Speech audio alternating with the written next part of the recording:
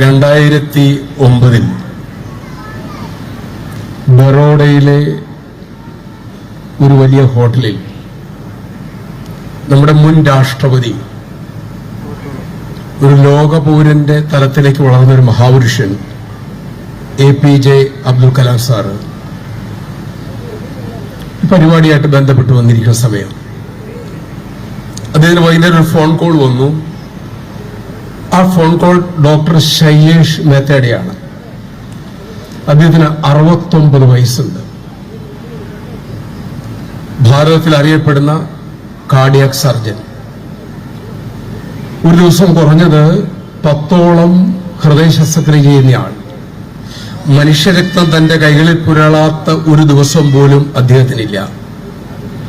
അദ്ദേഹത്തിന് കിട്ടണമെങ്കിൽ കുറഞ്ഞത് 6 മാസം മുമ്പ് ബുക്ക് ചെയ്യണം. അദ്ദേഹമാണ് സാറിനെ വിളിച്ചത്.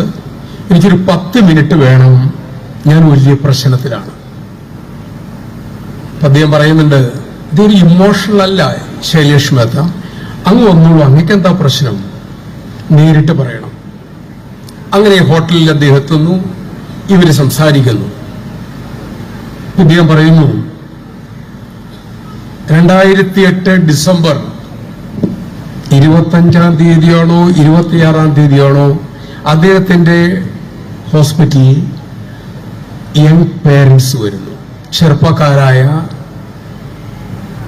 മാതാപിതാക്കൾ. അവരുടെ കൂടെ ഒരു 5 വയസ്സായ മുടിക്കിയായ ഒരു പെൺകുട്ടിയുണ്ട്. ശൈലേഷ് മേത്ത സാറിന്റെ യങ് ടീം പരിശോധിച്ചതിന് ശേഷമേ അദ്ദേഹം രോഗി നോക്കുകയുള്ളൂ. ഈ കുട്ടിക്ക് ഹൃദയ സംബന്ധമായ പ്രശ്നമാണ്. ജൂനിയർ ഡോക്ടേഴ്സിനെ കണ്ടു, അവർ പരിശോധിച്ചു. അവരോടൊന്നും തന്നെ പറഞ്ഞു, ഒന്നും ചെയ്യാനില്ല, സാറിനെ കണ്ടിട്ട് കാര്യമില്ല. ഈ ചെറുപ്പക്കാരി അമ്മ പൊട്ടിക്കരഞ്ഞു. എവിടെ ചെന്നാലും ഇത് തന്നെയാണ് കേൾക്കുന്നത്. ഞങ്ങൾക്ക് അദ്ദേഹത്തിന് കാണാൻ, എന്റെ കുഞ്ഞിന്റെ ഈ കേഴ്ഷീറ്റ് ഒന്ന് കാണിക്കാനെങ്കിലും അവസരം തരൂ, ഞങ്ങൾക്കൊന്നും ചെയ്യാനില്ല. മിടുക്കിയ കുട്ടി അതിലൂടെ ഓടിപ്പാഞ്ഞു നടക്കുന്നുണ്ട്. ഏതായാലും ഡോക്ടർ ശൈലേഷ് മേത്ത അറിഞ്ഞു. അദ്ദേഹം അവരെ തന്റെ ക്യാബിനിലേക്ക് വിളിപ്പിച്ചു. അവിടെ ചെന്നു. ഇവർ കൊടുന്ന കേഴ്ഷീറ്റ് തുറന്നു നോക്കി. ആദ്യത്തെ 2 പേജ് നോക്കി കേട്ട സാർ പറഞ്ഞു, സോറി, എനിക്ക് സങ്കടമുണ്ട്, എനിക്കൊന്നും ചെയ്യാനില്ല. ചെയ്യാനുള്ളത് ഈ നിമിഷം തന്നെ ഈ കുട്ടിക്ക് ഓപ്പൺ ഹാർട്ട് സർജറി ചെയ്യണം. അങ്ങനെ ചെയ്താൽ 70% ഈ കുട്ടി രക്ഷപ്പെടാൻ സാധ്യതയില്ല. 30% പ്രതീക്ഷയുള്ളൂ. ഈ കുട്ടി സർജിക്കൽ ടേബിളിൽ നിന്നും ജീവനോടെ കൊണ്ടുവരാൻ സാധ്യമല്ല. സർജറി ചെയ്തില്ല എങ്കിൽ 3 മാസത്തിനകം കുട്ടി മരിക്കും. നിങ്ങൾ ആലോചിക്കൂ, എന്ത് ചെയ്യണം? പൊക്കോളെന്നാണ് അദ്ദേഹം കരുതിയത്.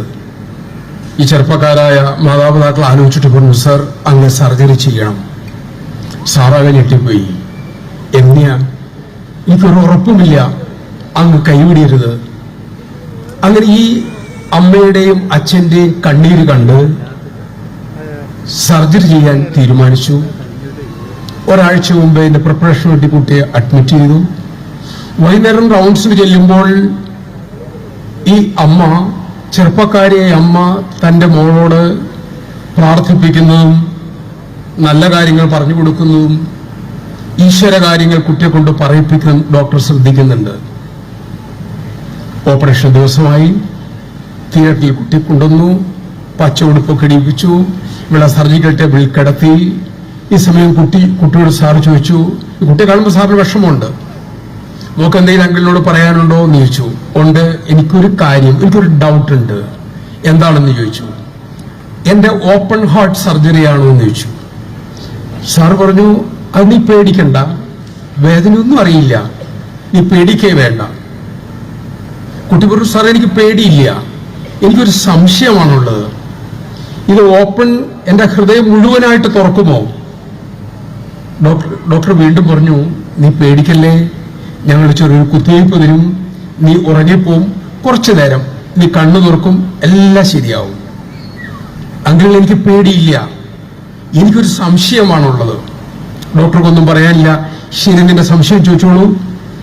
എന്റെ അമ്മ എന്നോട് പറഞ്ഞിട്ടുണ്ട്, ഈശ്വരൻ വസിക്കുന്നത് ഹൃദയത്തിന്റെ അകത്താണെന്ന് പറഞ്ഞിട്ടുണ്ട്. ഞാൻ കണ്ണടച്ചു നോക്കിയാൽ കാണുന്ന മുഴുവൻ ഇരുട്ടാണ്. അങ്ങ് എന്റെ ഹൃദയം തുറക്കാൻ പോവുകയാണ്. അങ്ങനെ തുറക്കുമ്പോൾ അതിൻ്റെ അകത്തിരിക്കുന്ന ഈശ്വരനെ എന്റെ അന്വേഷണം അറിയിക്കണം. 1. 2, ഈശ്വരൻ എങ്ങനെയാണ് ഇരിക്കുന്നതെന്ന് അങ്ങ് ശ്രദ്ധിച്ചു നോക്കി എനിക്ക് പറഞ്ഞു തരണം. ഡോക്ടറെ കണ്ണു നിറഞ്ഞു, കുട്ടിക്ക് ഇഞ്ചക്ഷൻ കൊടുത്തു, അവൾ ഉറക്കത്തിലേക്ക് പോയി, ബോധം കിട്ടു, സർജറി ആരംഭിച്ചു. ആദ്യത്തെ 45 മിനിറ്റ് കഴിഞ്ഞു. ഈ കുട്ടിയുടെ ആ കുഞ്ഞു ഹൃദയത്തിൽ ഒരു തുള്ളി രക്തം പോലും വരുന്നില്ല. കുട്ടിയുടെ ശരീരത്തെ ഘടിപ്പിച്ചിരിക്കുന്ന യന്ത്രങ്ങളെല്ലാം കുട്ടി സിങ്കിങ് ആണെന്ന് കാണിച്ചു തുടങ്ങി. ഡോക്ടറെ കണ്ണു നിറഞ്ഞൊഴുകി. നേഴ്സ് കണ്ണട മാറ്റി കണ്ണക്കുപ്പി കൊടുത്തു. ജൂനിയർ ഡോക്ടറോട് പറഞ്ഞു, ഇനിയൊന്നും നമുക്ക് ചെയ്യാനില്ല, ഞാൻ തോറ്റു, തുന്നിക്കെട്ടിക്കോളൂ എന്ന് പറഞ്ഞു. എല്ലാം സിങ്കിങ് ആണ്. ഈ സമയം പെട്ടെന്ന് അദ്ദേഹത്തിന്റെ ഉള്ളിൽ ആ കുട്ടിയുടെ വാക്ക് കേൾക്കുകയാണ്, അങ്കിൾ ഇത് തുറക്കുമ്പോൾ അതിൻ്റെ അകത്ത് ഈശ്വരനുണ്ടെങ്കിൽ എങ്ങനെയാണ് ഇരിക്കുന്നത് എന്നൊന്ന് പറയണേ. ഈ നിമിഷം സർജറി ടേബിളിന്റെ താഴെ കൈ ഇങ്ങനെ താഴെ കൂട്ടിപ്പിടിച്ച് അദ്ദേഹം മനസ്സാ പറയാണ്, ഈശ്വര അങ്ങുണ്ടോ എന്നെനിക്കറിയില്ല, ഞാൻ അന്വേഷിച്ചിട്ടില്ല, പക്ഷെ അങ്ങുണ്ട് എന്ന് ഈ കുഞ്ഞും അവളുടെ അമ്മയും ഉറച്ചു വിശ്വസിക്കുന്നു. ഞാൻ തോറ്റുപോയി. അങ്ങേക്ക് എന്തെങ്കിലും ചെയ്യാനുണ്ടെങ്കിൽ ഇപ്പോൾ ഈ നിമിഷത്തിൽ ചെയ്യാം, ഞങ്ങൾ തുന്നിക്കെട്ടാൻ പോവുകയാണ്. ഇത് പറഞ്ഞു തീരിലും ആ ചെറുപ്പക്കാരനായ doctor sir, blood is coming. ആദ്യത്തെ ഒരു തുള്ളി രക്തം അവളുടെ വാൽവ് തുറന്ന് ഹൃദയത്തിന്റെ അകത്തേക്ക് വീണു. സർജറി ടേബിൾ ആക്റ്റീവായി. നീണ്ടുനിന്ന 4.5 മണിക്കൂർ സർജറി. എല്ലാം ശരിയായി. കണ്ണുനീര് തുടച്ച് ഈ കഥ പറഞ്ഞിട്ട് ഡോക്ടർ ശൈലേഷ് മെത്ത പറഞ്ഞു, സർ ഞാൻ ഇന്ന് അവളെ കാണാൻ പോവുകയാണ്. അതിനുശേഷം യാത്രയായിരുന്നു. ഇന്ന് ഞാൻ അവളെ കാണും. ഇനി കുറഞ്ഞൊരു 60 വയസ്സ് പൂർണ്ണ ആരോഗ്യത്തോടെ ഈ കുഞ്ഞു ജീവിക്കും. അവൾക്ക് കുടുംബജീവിതം നയിക്കാം. പക്ഷെ എന്റെ പ്രോബ്ലം അതല്ല. അങ്ങക്ക് എന്താണ് ഇനി പ്രോബ്ലം ഉള്ളത്? അബ്ദുൽ കലാം സാർ ചോദിച്ചു. അദ്ദേഹം പറഞ്ഞ വാക്കിതാണ്, ഞാൻ ഇന്ന് അവളെ കാണുമ്പോൾ ആ കുഞ്ഞെന്നോട് ചോദിക്കും, അങ്കിൾ ഈശ്വരനെ കണ്ടുവോ? ഈശ്വരൻ എങ്ങനെയാണ് ഇരിക്കുന്നത്? ഞാൻ എന്ത് ഉത്തരമാണ് ആ കുട്ടിയോട് പറയേണ്ടത്? പുഞ്ചിരിച്ചുകൊണ്ട് ഈറനണിഞ്ഞ കണ്ണുകളോടെ ആ അബ്ദുൽ കലാം എന്ന മഹാപുരുഷൻ പറഞ്ഞു, അങ്ങ് ആ മോളോട് പറയണം, മക്കളെ നിന്റെ കുഞ്ഞു ഹൃദയത്തിലേക്ക് ഒരു തുള്ളി രക്തമായി ഈശ്വരൻ ഇറങ്ങി വരുന്നത് ഞാൻ കണ്ടു. ഈശ്വരനെ കാണാനാവില്ല, അനുഭവിക്കാനാകും.